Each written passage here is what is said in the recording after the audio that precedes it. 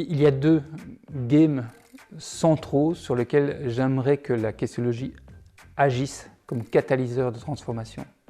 Le premier de ces games, c'est qu'il y a, d'après moi, dans la communication, tout ce qu'il faut pour rater un humain, une relation et une entreprise.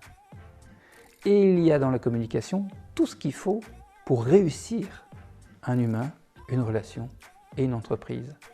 Le premier game auquel je dédie la questionnologie, c'est dans la transition, passer d'une communication qui rate à une communication qui réussit un humain, une relation, une entreprise.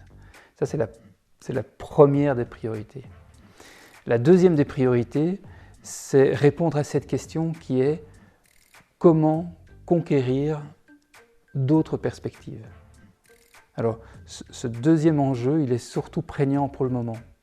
C'est que face au Covid, face à l'insécurité climatique qui nous entoure, beaucoup de personnes se retrouvent stupéfaites, complètement bloquées. Comme dans Harry Potter avec Stupéfixe, ils viennent de recevoir un sort tant la situation semble préoccupante, paniquante, déstabilisante.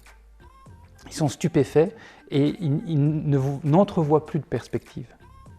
Et paradoxalement, les réseaux sociaux, Internet, nous choisit nos perspectives pour nous-mêmes. C'est comme si les jeux étaient déjà faits avant de commencer. Et j'aimerais que la questionnologie permette au maximum de personnes d'aller conquérir d'autres perspectives. Celles qui ne sont que difficilement visibles à cause de la situation, ou celles qui ne nous sont pas choisies ou imposées par ces différents réseaux. De façon très concrète, je ne sais pas si ça vaut la peine d'en parler, mais les dernières élections présidentielles américaines entre Trump et Biden, c'est terrible de voir comme il est difficile par de meilleures questions d'aller conquérir d'autres perspectives que celles que Trump cherchait à imposer.